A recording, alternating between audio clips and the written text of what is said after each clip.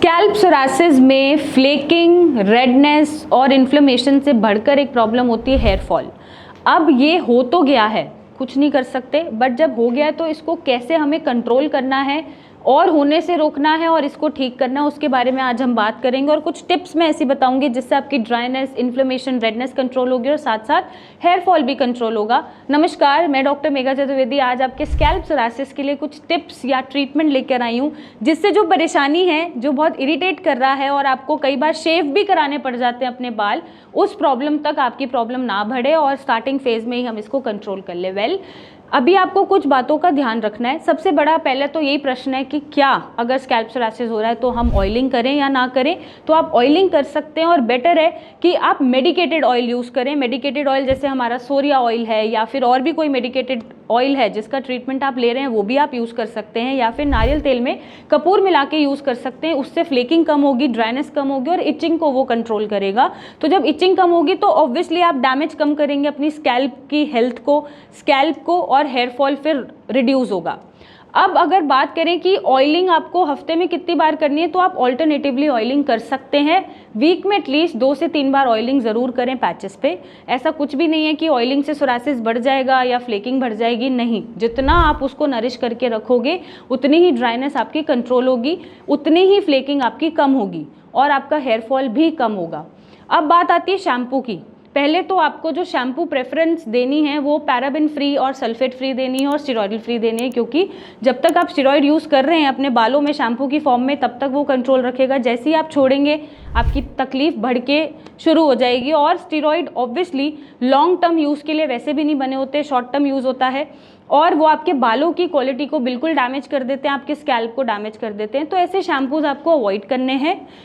साथ साथ जब आप चूज़ कर रहे हैं तो सिया का सोरिया शैम्पू चूज़ कर सकते हैं या और भी कोई medicated steroidal free shampoo use कर सकते हैं जो आपके बालों की हेल्थ और स्कैल्प के हेल्थ को डैमेज ना करे, फ्लेकिंग को रोके और हेयर फॉल को रोके। तो आप शैम्पू करें, बट वीक में 2 से 3 बार करें, उससे ज़्यादा शैम्पू आप ना यूज़ करें और डेली बेसिस पे बिल्कुल मत करें। नेक्स्ट आपको ध्यान रखना है कि शैम्पू तो कर लिया, उसके बाद जब आप यूज़ कर रहे हैं अपने बालों को सुखाने के लिए, तो आप बहुत ज़्यादा ड्रायर्स और स्ट्रेटनिंग मशीन्स और कर्लिंग मशीन का यूज़ ना करें। मतलब एक्सेसिव हीट से आप दूर रहें। जितना आप ये चीज़ें करेंगे उतना ही आप बालों को वीक कर देंगे, उनकी रूट्स को कमज़ोर कर देंगे और हेयर फॉल बढ़ा लेंगे। आपको नॉर्मल नेचुरल तरीके से बालों को सूखने देना है। साथ साथ कोशिश करें जब आप अपने बाल सुखाते हैं तो कॉटन या मसलिन क्लॉथ से या टॉवल से आपको उसको वाइप ऑफ करना है या सुखाना है। अब बात आती है कि ये तो हो गया एप्लीकेबल्स और हमें कैसे अप्लाई करने हैं। ये सिर्फ ऊपर से आपकी फ्लेकिंग को कंट्रोल करेंगे, ड्राइनेस को कंट्रोल करेंगे, हेयर फॉल को कंट्रोल करेंगे। साथ साथ अंदर से भी आपको अपने स्कैल्प सोरासिस को ठीक करना पड़ेगा। उसके लिए सही चॉइस ऑफ ट्रीटमेंट ज़रूरी है जो आपकी बीमारी को बढ़ने से रोके और उसको ख़त्म कर दे धीरे धीरे। तो आप चूज़ वाइजली, आप जो भी ट्रीटमेंट ले रहे हैं उसे अच्छे से चूज़ करें, ज़रूर लें। और अगर विटामिन डी, B12, आयरन की कमी चल रही है तो उनको आप सप्लीमेंटेशन से या डाइट के तौर पे उनकी पूर्ति करें, ताकि आपकी कंडीशन जो है वो जल्दी से रिकवर हो जाए और आपका इम्यून रिस्पॉन्सेज बेटर तरीके से रिस्पॉन्स करें। अब साथ में कुछ डाइट रेस्ट्रिक्शंस होती हैं, जैसे आपको बाहर का खाना, जंक फूड, अल्कोहल इनटेक, कोई भी नशा या नॉनवेज फूड या खट्टी चीज़ें ये नहीं खानी है जो आपकी बॉडी में इन्फ्लेमेशन बढ़ाती हैं।